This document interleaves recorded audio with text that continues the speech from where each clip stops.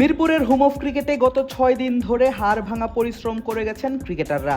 শান্ত, লিটন, মিরাজ, তাসকিন থেকে শুরু করে মোমিনুল, তাইজুল, মুশফিকরা ঘাম ঝরিয়েছেন নিজেদের ফিটনেস ট্রেনিংয়ে। আর কঠোর ফিটনেস ক্লাসের পর কাল থেকে শুরু হবার কথা রয়েছে তাদের স্কিল ক্যাম্পের। আর সবটাই আসন্ন নিউজিল্যান্ড সিরিজকে সামনে রেখে। 3 ওয়ানডে আর 3 টি-20 খেলতে চলতি মাসের মাঝামাঝিতেই বাংলাদেশে আসছে নিউজিল্যান্ড। টি-20-র ব্যাপারে এতটা আলোচনা না হলেও বাংলাদেশের নজরটা যে ওয়ানডে সিরিজের দিকে সেটি আলাদা করে বলার অপেক্ষা রাখে না। অবশ্য নজর সেদিকে থাকাই স্বাভাবিক, কেননা এই সিরিজের উপরই নির্ভর করবে 2027 বিশ্বকাপে বাংলাদেশের সরাসরি খেলা কিংবা না খেলা।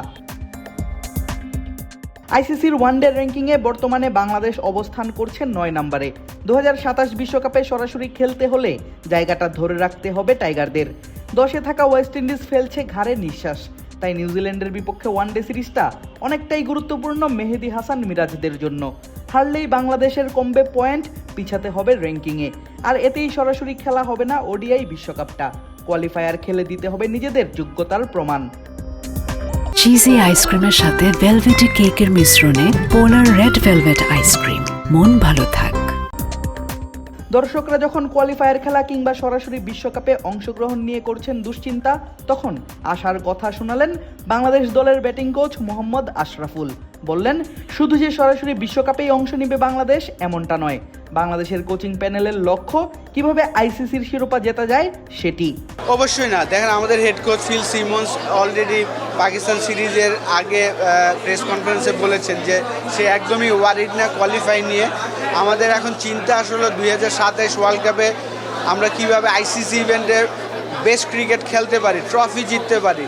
তো আমাদের সেই লক্ষ্য, আমরা কোয়ালিফাই নিয়ে চিন্তা করছি না। আমরা অবশ্যই আমাদের হোম সিরিজ যতগুলো হবে সবগুলো আমরা জিততে চাবো। আমাদের যে টিম, আমি বিশ্বাস করি আমরা আমাদের বেস্ট ক্রিকেট খেলে সবার সাথে আমাদের হোম সিরিজে জেতা সম্ভব, বাইরেও আমাদের সিরিজ জেতা সম্ভব। আমাদের এখন বোলিং ইউনিটটা খুবই ভালো। আমি আশা করি যে আমাদের ব্যাটসম্যানরা যদি তাদের বেস্ট ক্রিকেটটা খেলতে পারে। সোফার আয়ারল্যান্ড, ওয়েস্ট ইন্ডিজ এবং পাকিস্তানে আমাদের ব্যাটসম্যানরা ভালো খেলেছেন। সামনের সিরিজগুলোতেও যদি ব্যাটসম্যানরা ভালো করে, অবশ্যই আমি মনে করি আমাদের কোয়ালিফাই নিয়ে আমরা চিন্তা করার কিছু নাই। আশরাফুল ধারণা দিলেন উইকেট সম্পর্কেও। নিউজিল্যান্ড সিরিজের 6 ম্যাচের 3টি অনুষ্ঠিত হবে মিরপুরের শেরেবাংলা ক্রিকেট স্টেডিয়ামে। মিরপুরের উইকেট নিয়ে নানা সমালোচনা থাকলেও সর্বশেষ পাকিস্তান সিরিজে স্পোর্টিং উইকেট বানিয়ে বেশ প্রশংসা কুড়িয়েছেন বিসিবির head of turf management Tony Hemming. Ashraful বললেন, পাকিস্তানের মতো নিউজিল্যান্ড সিরিজেও দেখা যেতে পারে একই ধরনের উইকেট। অবশ্যই দেখেন, আমাদের যদিও নিউজিল্যান্ড রিসেন্টলি মাত্র টি-20 রানার্স আপ টিম, ওয়ার্ল্ডের 2 নম্বর টিম এখন টি-20 ক্রিকেটে। আর রিসেন্টলি আমরা যেহেতু পাকিস্তানের সাথে চমৎকার ক্রিকেট খেলেছি, বিশেষ করে যেই ধরনের উইকেটে খেলেছি, আমরা হয়তোবা নিউজিল্যান্ডের সাথে সিমিলার উইকেটে হয়তোবা খেলবো। যেহেতু 2027 ওয়ার্ল্ড কাপ আমরা খেলতে যাচ্ছি সাউথ আফ্রিকা, জিম্বাবুয়ে এবং নামিবিয়াতে। তো আমি বিশ্বাস করি যে আমরা এই ধরনের উইকেটে যদি কন্টিনিউ খেলতে থাকি, আমাদের প্লেয়ারদের পারফরমেন্স ইমপ্রুভমেন্ট হতে থাকবে ইনশাল্লাহ।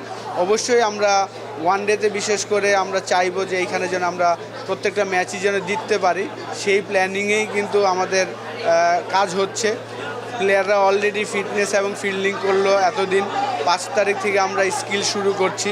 তো অবশ্যই আমি আশা করব যে আমরা 2টা ফরম্যাটই, ওয়ানডে এবং টি-20 2টা ফরম্যাটই যেন আমরা জিততে পারি, এটাই আমাদের লক্ষ্য থাকবে। তবে আশরাফুল বা কোচিং প্যানেল যতই চিন্তা না করুক কোয়ালিফায়ার নিয়ে, বিশ্বকাপে সরাসরি অংশগ্রহণ নিশ্চিত না হওয়া অবধি দুশ্চিন্তা পিছু ছাড়বে না দেশের কোটি ক্রিকেট ভক্তের।